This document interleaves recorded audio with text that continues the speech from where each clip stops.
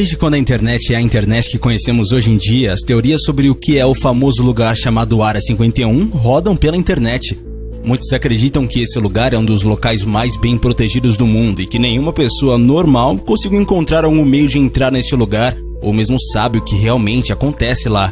Nos últimos anos, muitas informações saíram sobre o lugar e tudo se esclareceu, ou quase isso. O jogo foi aberto para todo mundo, até fotos desse lugar foram liberadas, mas ninguém sabe até onde essas informações são verdadeiras ou se eles esconderam alguma coisa que não querem que nós saibamos. No vídeo de hoje você vai conhecer um pouco mais sobre este assunto. Conheça agora o físico e cientista chamado Bob Lazar, que diz ter trabalhado na famosa Área 51.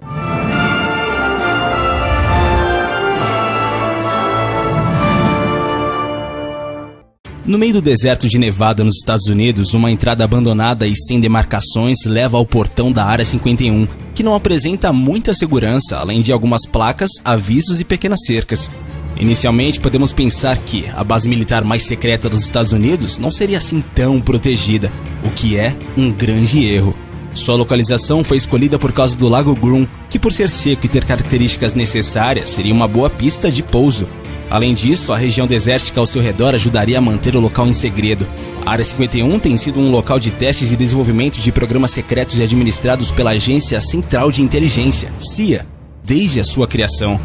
Usado principalmente para testar novas tecnologias, alguns dos equipamentos mais avançados dos militares foram criados neste local. A Área 51 ganhou esse nome devido à sua marcação nos mapas da área de teste de Nevada. Esse espaço era dividido entre quadrantes, para que os responsáveis pudessem manter um melhor controle do local.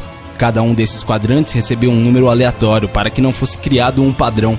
Essa área começou com um centro de testes para o avião espião U-2, uma aeronave desenvolvida após a Segunda Guerra Mundial para vigiar a União Soviética.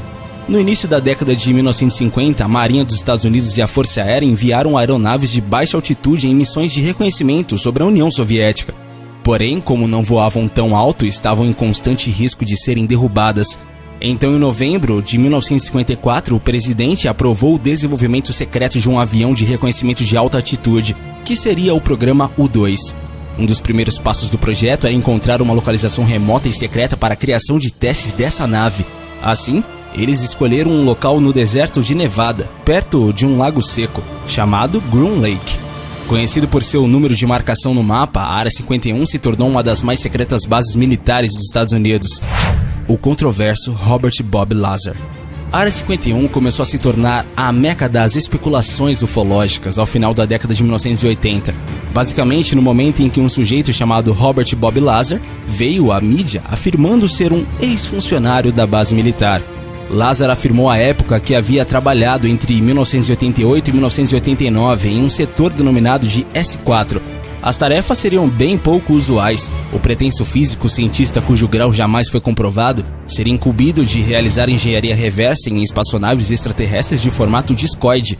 Sim, no plural, já que, de acordo com ele, pelo menos 9 modelos distintos foram profundamente investigados por ele e por sua equipe. A ideia era descobrir e posteriormente tomar propriedade da tecnologia de propulsão utilizada pelas raças alienígenas avançadas que haviam desembarcado por aqui. Ainda de acordo com ele, o trabalho que lhe foi originalmente apresentado pelo Dr. Edward Teller, ucraniano também conhecido como o pai da bomba 8. Toda a teoria da conspiração deve ter sua dose de dados vagamente científico, como todo bom escritor de ficção científica deve bem saber. Para Bob Lazar, a consubstanciação do que ele pregava em artigos para rádio e TV era o unum pentio, um elemento químico transurânico e radioativo de número atômico 115, obtido apenas de forma sintética até hoje. De acordo com o teorista, o unum pentio era uma fonte principal utilizada para a propulsão das espaçonaves alienígenas desmanteladas pelo governo estadunidense.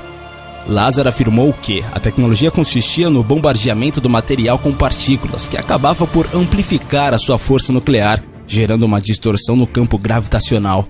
Desta forma, os discoides poderiam alterar dramaticamente a sua relação com o espaço circundante, consequentemente encurtando as distâncias percorridas, de acordo com o destino mapeado. Lazar afirmava que os estoques do poderoso material haviam sido o presente de uma civilização extraterrestre para os povos da Terra, que deveriam utilizá-los em seus próprios veículos. De fato, a existência concreta do Uno Pentio foi confirmada por uma equipe de cientistas russos e americanos em 2004, quando o grupo conseguiu produzir o isótopo instável do elemento 115. No que se refere à teoria de Lazar, entretanto, um dos seus críticos afirmou que o isótopo obtido em laboratório era incrivelmente efêmero, com uma meia-vida da ordem de apenas alguns segundos e não de anos, como queria o suposto físico. O contra-argumento de Lazar baseava-se no fato de que o Uno Pentio das naves da Área 51 havia sido composto em formações estelares distantes. Isso os tornaria mais instáveis do que suas contrapartes obtidas em laboratório por meios convencionais. Por fim, ele apregou: em um futuro próximo, o 115 ainda nos servirá como combustível. Bob Lazar foi fortemente desacreditado nos anos subsequentes à sua revelação da Área 51 e suas supostas experiências ultra-secretas, entre outros motivos, porque se constatou que, em vez de um grau de respeitado MIT, Lazar possuía apenas uma colocação em antepenúltimo lugar em sua escola secundária. De fato, o próprio Estados Unidos já tornou público há muito tempo a existência do local. Entretanto, após inúmeras teorias da conspiração e após um número igualmente enorme de contribuições de Hollywood para a mitologia do local, é pouco provável que a Área 51 deixe o imaginário popular tão cedo.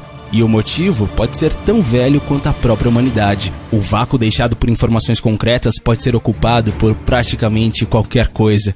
Mas e você? Já tinha ouvido falar sobre este homem que diz ter trabalhado na Área 51? Deixe pra gente a sua opinião aí nos comentários. Valeu e até a próxima, galera aqui do Universo Curioso.